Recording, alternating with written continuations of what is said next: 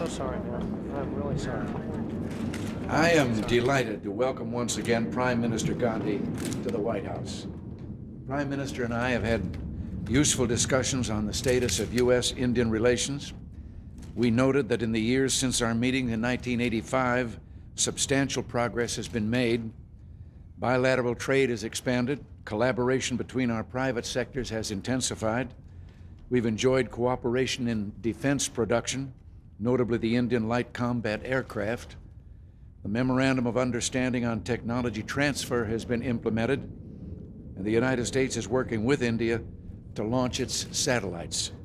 The U.S.-India Fund for Cultural, Educational, and Scientific Cooperation has been inaugurated, and we're working together to combat terrorism.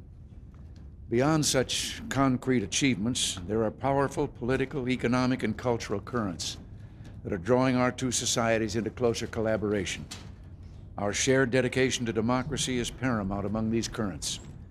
We're also building on a strong foundation of cooperation in the fields of science, technology, and space, which permits us, with confidence, to set ambitious new goals. In this connection, the Prime Minister and I have agreed to the following: to renew the Ronald Reagan Indira Gandhi Science and Technology Initiative for an additional 3 years beyond 1988.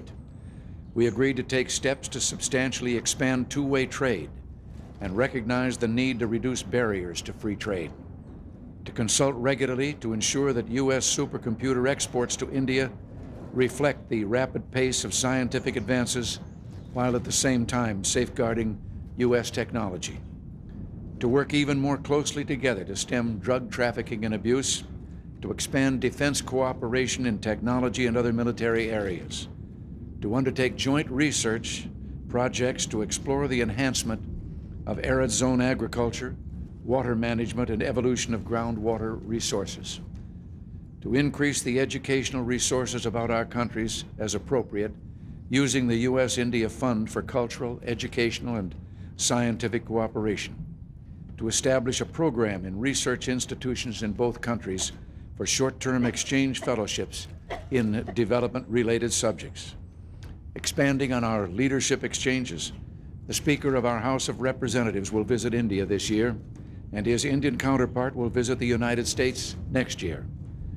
Today, the Prime Minister and I also discussed East-West relations and the prospects for an historic treaty eliminating an entire class of intermediate-range nuclear missiles of the United States and the Soviet Union. And the Prime Minister emphasized India's long-standing encouragement of such efforts to reduce and eliminate nuclear weapons. In this context, I urge that India and Pakistan intensify their dialogue to build greater mutual confidence, to resolve outstanding issues, and to deal with the threat of nuclear proliferation in the region. We also discussed the tragic situation in Afghanistan and strongly endorsed movement toward a political settlement, a settlement that would remove all foreign troops from that country and permit its people to live in peace as citizens of a neutral country and free from outside intervention. On the subject of U.S. security assistance to Pakistan, I assured Mr. Gandhi that our objective is stability and reduce tensions in South Asia, and that our assistance is not directed at India. And finally, let me acknowledge the statesmanship and courage demonstrated by Prime Minister Gandhi and the President of Sri Lanka in their efforts to end the ethnic strife in that troubled island nation. I've pledged to both leaders our full support. It's been a pleasure to have had this opportunity to discuss these issues with Prime Minister Gandhi and to renew a very real friendship.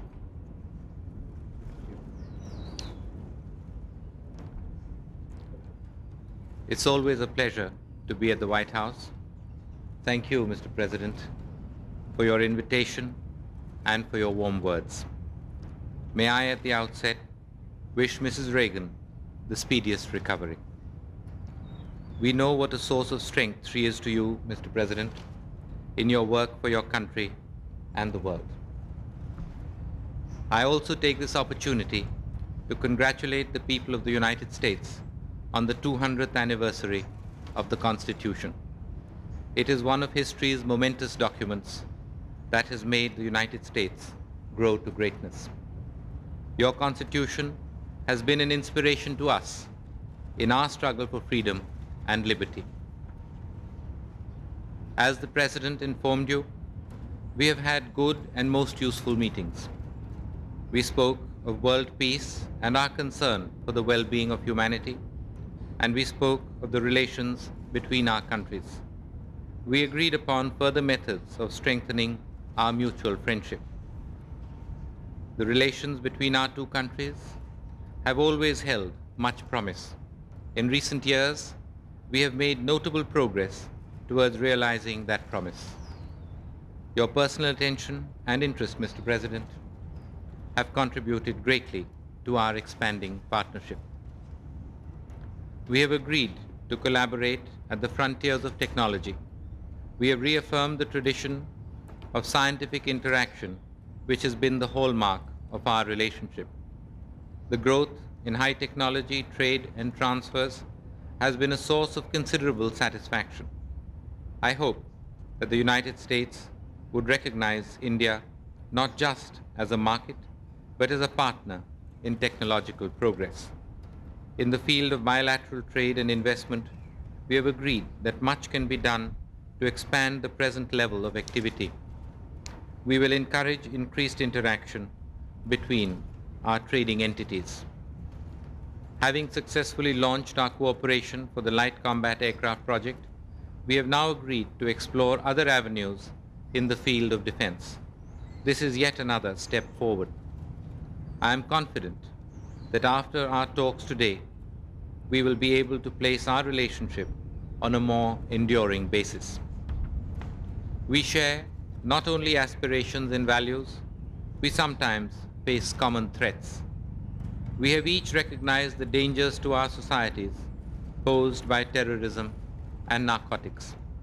I mentioned to you today our determination to fight these problems. I am aware of your personal concern about narcotics, the price they extract in the form of blighted youth and wasted resources. I would like to reiterate once again our commitment to cooperate with you to this end.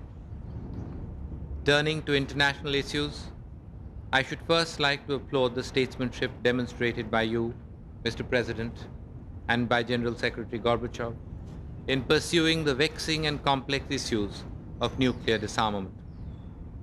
Your endeavors have given a glimmer of hope to a world threatened by imminent nuclear holocaust. An INF agreement will be a historic step. For the first time, an operational nuclear weapon system will be withdrawn and dismantled. We hope that this will be the beginning of the elimination of nuclear weapons altogether, an objective to which you are dedicated. I sincerely wish you, Mr. President, and General Secretary Gorbachev every success in these endeavors. All humankind is with you. Our deliberations today also covered the situation in Afghanistan.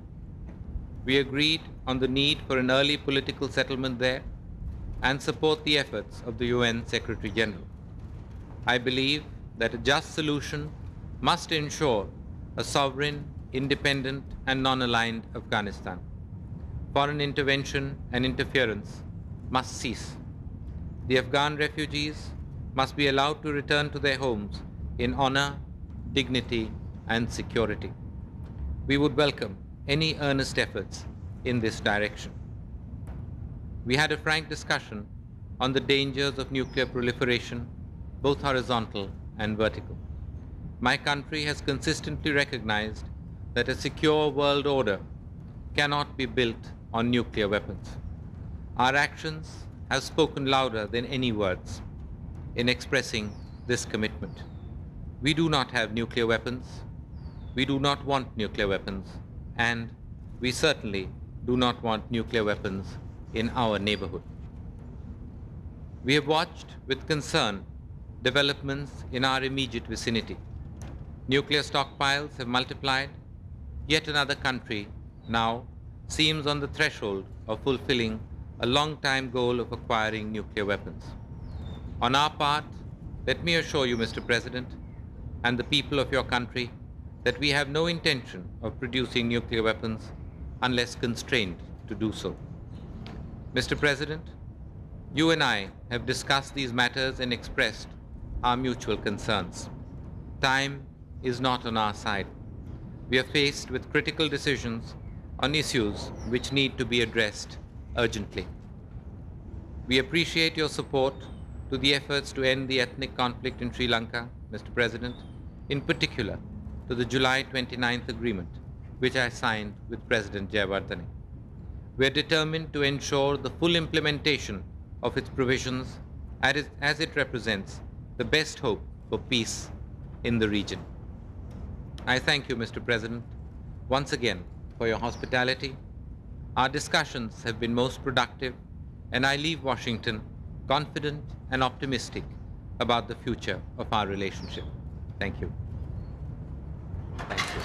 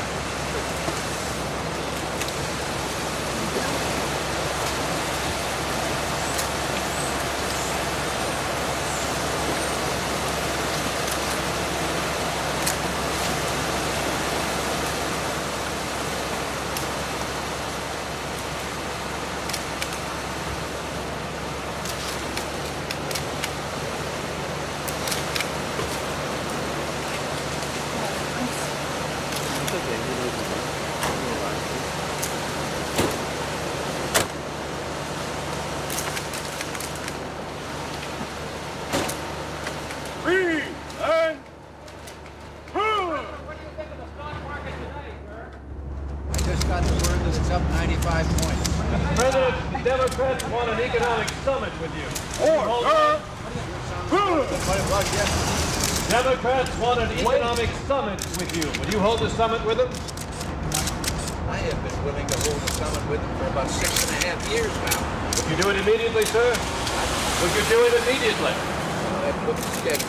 They want higher taxes. They're not going to get them. John Reagan said the bull market is over.